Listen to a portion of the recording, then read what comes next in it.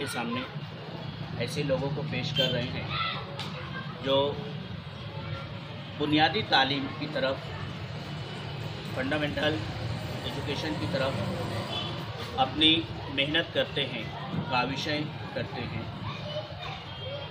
इन लोगों के अपने मसाइल हैं, क्योंकि हुकूमत भी चाहती है कि शहर का, गली का, मोहल्ले का, घर का हर बच्चा तालीम हासिल करे और उसकी इब्तदाई तालीम जो होती है वो घर के पास मौजूद स्कूल से शुरू होती है, जिसे हम आंगनवाड़ी स्कूल के नाम से जानते हैं।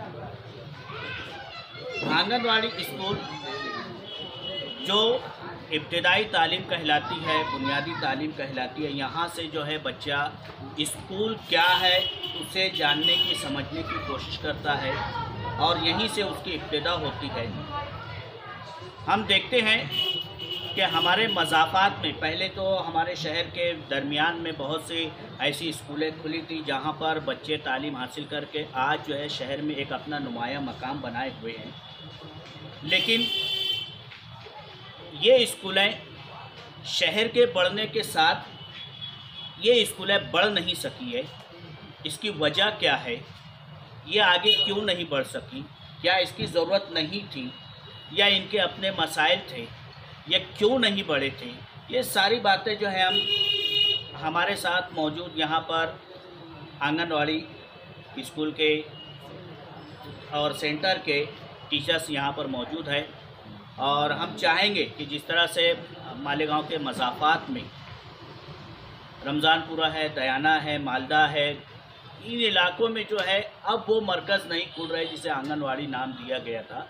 इसकी वजह क्या है ये जानने की कोशिश करेंगे। साथ ही साथ लॉकडाउन के पीरियड में जहां हर इंसान परेशान था, चाहे वो जिस्मानी तौर पर, चाहे वो माशी तौर पर, तो इनके अपने भी कुछ मसाइल थे।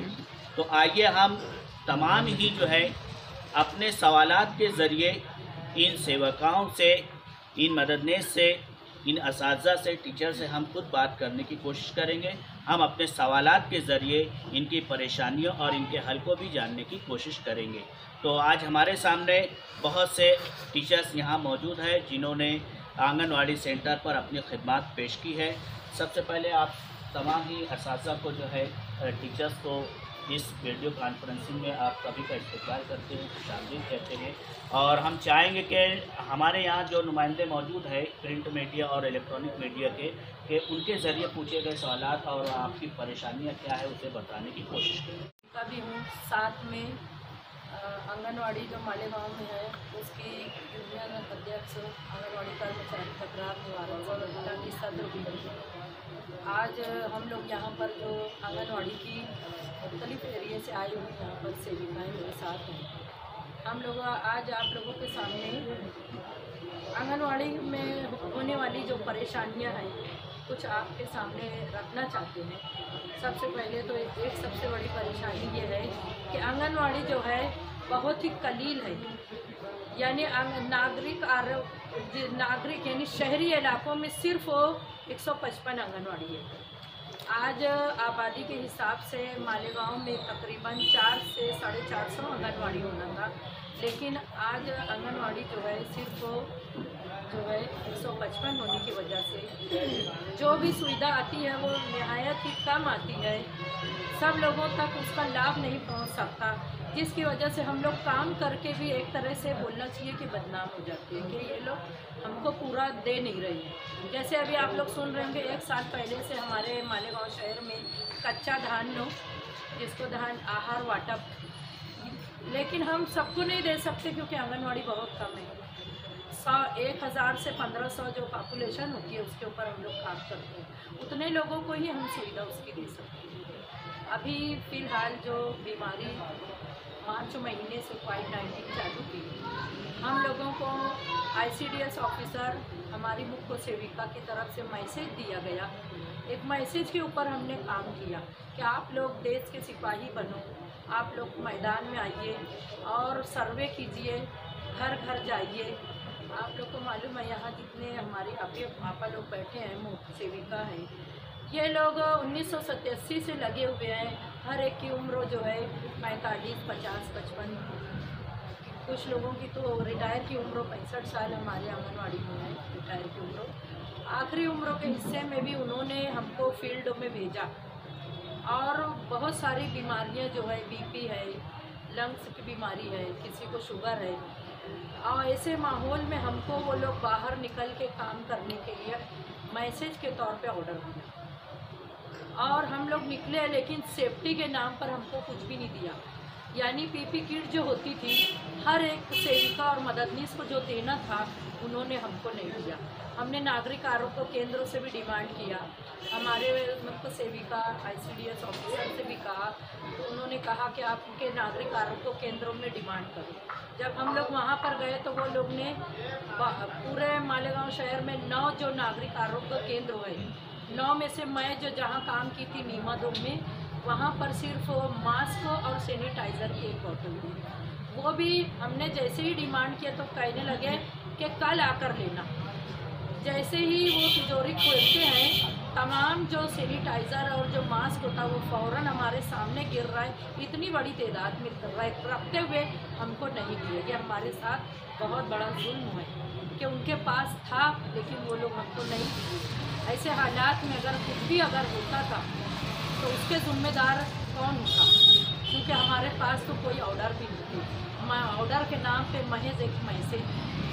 जब हम लोग अभी पिछले 2 दिन 18 तारीख के दिन हम लोग प्रांत ऑफिसर तहसीलदार के पास गए तो कहने लगे कि ऑर्डर बताओ, तो हमारे पास तो कोई ऑर्डर नहीं। मैसेज हम था, वो मैसेज हमने बताया। प्रांत साहब से कहा कि आपने आशा वर्कर को किट दिया है, मानधन भी दे रहे हैं, डॉक्टरों का नाम हो रहा है, लेकिन हमारा तो ना कहीं नाम है, ना कहीं मानधन है, ना कहीं किट आ रही है। हालांकि हमारे आंगनवाड़ी में काम करने वाली बहुत सारी जो औरतें हैं वो बेवा हैं, तलाकशुदा हैं, विधवा हैं, घटस्फोट हैं, लेकिन उसके बाद भी किट भी नहीं दी गई। प्रांत साहब को जब जैसे ही हमने कहा तो प्रांत साहब फ़ौरन अपना मुंह छुपा लिए, क्योंकि जब हमने अपनी परेशानियां बताई कि हम ऐसे माहौल में निकले थे जबकि बीमारी फैली हुई थी, शबाब पे थी, लोग बाहर निकलने से डर रहे थे, हमको फील्डों में भेजा गया, लेकिन कोई पीपी किट भी नहीं दी गई। इतनी कम तादाद में आंगनवाड़ी होने की वजह से पूरे लोगों को, जिन लोगों को लस मिलना चाहिए, लसीकरण, उन लोगों को भरपूर लस नहीं मिलता। जिन लोगों का रुबेला होना चाहिए उनको रुबेला नहीं होता। जिन लोगों को पूरा यानी पूर्व आहार मिलना चाहिए उनको पूर्व आहार नहीं मिलना चाहिए।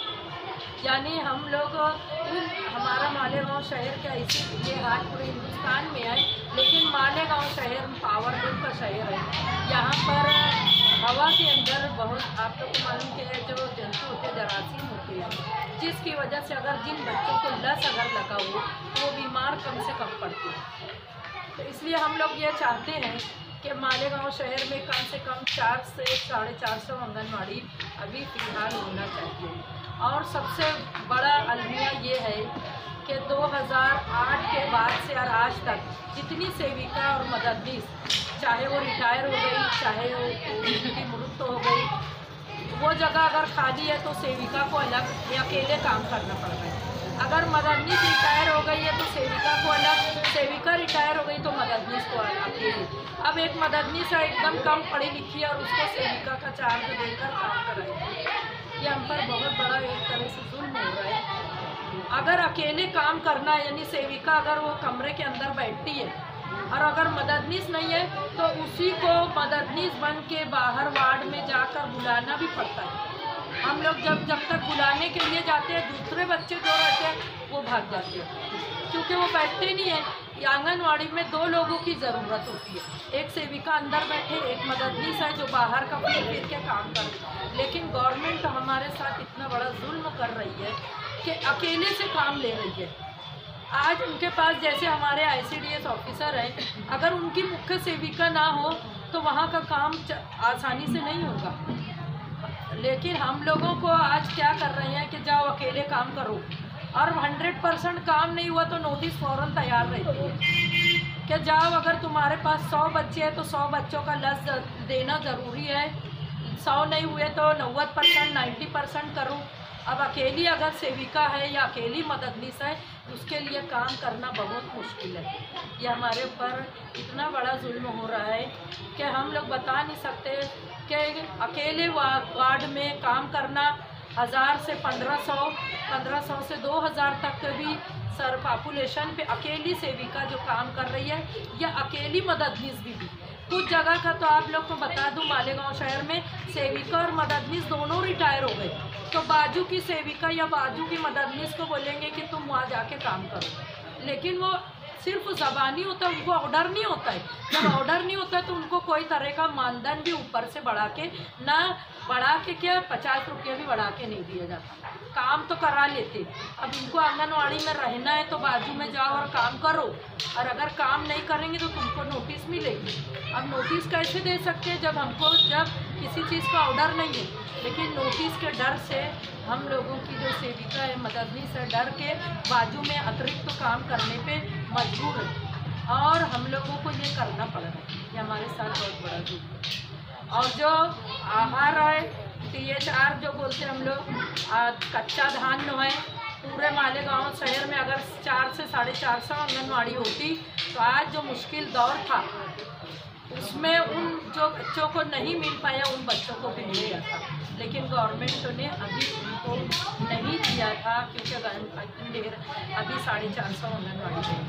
पीछे हमारे ICDS ऑफिसर कहते हैं कि 200 आंगनवाड़ी का प्रस्ताव गया है, लेकिन प्रस्ताव सुनते सुनते अभी हमको कई साल हो गए हैं, अभी तक का कोई भी आंगनवाड़ी, एक भी आंगनवाड़ी खुली नहीं। ज्यावेळेस अंगणवाडीत कामाला लागलो त्यावेळेला आम्हाला अंगणवाडी काय ही माहीत नव्हती, परंतु हळूहळू अंगणवाडी फक्त नावाला म्हटल्या गेली अंगणवाडी, परंतु गावामध्ये पॉप्युलेशन बघून, सर्वे बघून, लोकसंख्या बघून सरकारने अंगणवाडी काढावी, तिथे अंगणवाडी तयार करावी की जेणेकरून ते जे लाभार्थी आहेत ते लाभापासून वंचित राहणार नाहीत। आणि त्यानंतर आम्ही अंगणवाडीमध्ये काम करत असताना सगळ्याच गरीब महिला आहोत आम्ही, म्हणजे सगळ्या कोणी घटस्फोटित, कोणी विधवा आणि गरीब ज्यांना नवरे पण असतील पण खूप गरीब परिस्थितीमध्ये आहेत, अशा लोकांना हे लोक म्हणजे मानधन आमचं वेळेवर मिळत नाही। जर मानधन मिळालं नाही तर आम्ही खाणार काय आणि घरात करणार काय, तर हे 3-3, 4-4 महिने आम्हाला मानधन देत नाही। तर आम्हाला वेळेवर मानधन मिळावं, 1 ते 5 तारखेच्या दरम्यान आमचं मानधन मिळावं की जेणेकरून आम्ही आमच्या परिवाराला व्यवस्थित सगळं काही देऊ शकू। माझी विनंती आहे की तुम्ही लोकांनी आमच्या ह्या ज्या काही गोष्टी आहेत या सरकारपर्यंत पोहोचवाव्यात की जेणेकरून सरकार आमचा काहीतरी चांगला विचार करून काहीतरी आमचा विचार करून आमचं चांगलं करण्याचा प्रयत्न करेल। आणि मानधन जे आहे आम्हाला खूप कमी आहे कामाच्या बाबतीत, काम जर आहे त्या कामा इतका मोबदला आम्हाला मिळत नाही।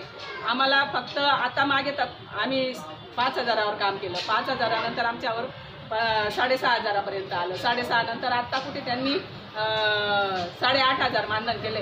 हे 8,500 मानधन तसं जर बघायला गेलं तर आजच्या परिस्थितीला फार कमी आहे, कारण महागाई एवढी वाढलेली आहे आणि काम आमच्याकडून एवढं घेतलं जाते की एक 50-60 हजार रुपये महिना कमवणारा माणूस तो खुर्चीवर बसून 50-60 हजार रुपये महिना घेतो, आणि आम्ही एवढी मेहनत करून आम्हाला फक्त एक 8,500मध्ये आमचे अश्रू पुसले जातात। तर ही फार चुकीची गोष्ट आहे आणि गव्हर्नमेंटने आमचा या गोष्टीचा विचार करावा, आमचं मानधन वाढवावं आणि आमच्या कामाचा मोबदला आम्हाला द्यावा, हीच माझी सरकारला विनंती आहे। आणि विनंती तुम्ही आमची पोचवाल ही मी अपेक्षा बाळगते।